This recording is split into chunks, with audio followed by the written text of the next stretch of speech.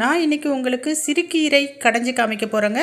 இதுக்கு முதல்ல 100 கிராம் சிறுபருப்பு எடுத்து நல்லா கழுவி தேவையான அளவு தண்ணி விட்டு ஸ்டவ் ஆன் பண்ணி வச்சுக்கிட்டேன். அதில் ஒரு சின்ன துண்டு பெருங்காயம் சேர்த்துக்கிட்டேன், ஒரு அரை ஸ்பூன் நல்லெண்ணெயும் சேர்த்துக்கிட்டேன், ஒரு அரை ஸ்பூன் மஞ்சத்தூளையும் சேர்த்து இப்போ நான் இதை வேக வச்சுக்கிட்டு இருக்கேங்க. பருப்பு வந்து பார்த்திங்கன்னா கொதிக்க ஆரம்பிக்கட்டும். ஒரு கால்வாசி வெந்ததுக்கப்புறமேட்டு நம்ம இது கூட இதுக்கு தேவையான காய்கறிகள் எல்லாம் சேர்த்துக்கலாம். வெங்காயம், தக்காளி, பச்சை மிளகாய், பூண்டு. இதை வந்து நம்ம இப்போ சேர்த்துக்கலாம். ஃபஸ்ட்டு பச்சை மிளகாயை 2ஆக உடைத்து அது கூட சேர்த்துக்கலாம். இது கூட ஒரு 10-12 பூண்டு சேர்த்துக்கலாம். வெங்காயம், ஒரே ஒரு வெங்காயம் கட் பண்ணி வச்சுருந்தேன், அதையும் சேர்த்துக்கிறேன். தக்காளி 2 தக்காளி பெருசாக கட் பண்ணி வச்சுருந்தேன், அதையும் சேர்த்துக்கிறேன். இப்போ இந்த காய்கறிகளோடு சேர்ந்து இந்த பருப்பும் நல்லா வேக ஆரம்பிக்கும்.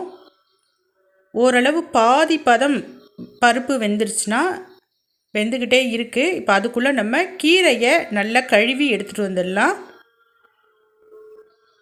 இப்போ பருப்பு பாருங்கள், 3/4 பதமே வெந்துருச்சு. ஒரு 75% நல்லா அந்த காய்கறிகளோடு சேர்ந்த பருப்பு நல்லா வெந்துருச்சு. இப்போ நம்ம அலசி க்ளீன் பண்ணி எடுத்துகிட்டு வந்த அந்த கீரையை இந்த பருப்பு கூட சேர்த்துக்கலாம்.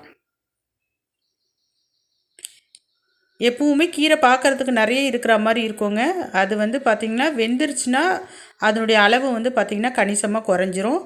இப்போ பருப்பு கூட நான் எல்லா கீரையும் சேர்த்துட்டு நம்ம கிளறி விட்டுக்கலாம்.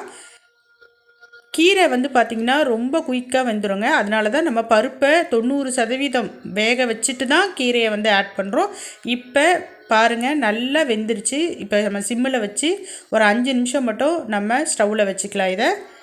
இப்போ இது முழுசாக எல்லாமே பருப்பு, காய்கறி, கீரை எல்லாமே வெந்துருச்சு. ஆஃப் பண்ணி கீழே எடுத்து வச்சுக்கிறேன். இப்போ இது கூட கடைசியாக நம்ம தாளிக்கணுங்க. கடாய் வச்சுக்கலாம். கடுகு போட்டு பொரியட்டோன்னு வெயிட் பண்ணுவோங்க. இப்போ நல்லா கடுகு பொரிஞ்சிருச்சு.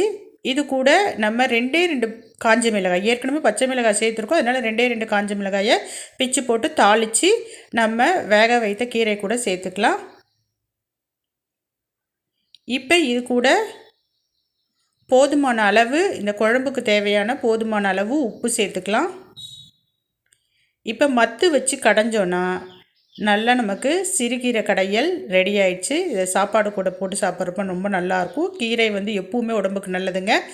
சூப்பரான சிறுகீரை கடையல் ரெடி ஆயிடுச்சு. செய்து பாருங்கள். என்னுடைய சேனல் பிடிச்சிருந்துன்னா சப்ஸ்கிரைப் பண்ணுங்கள். பாய்.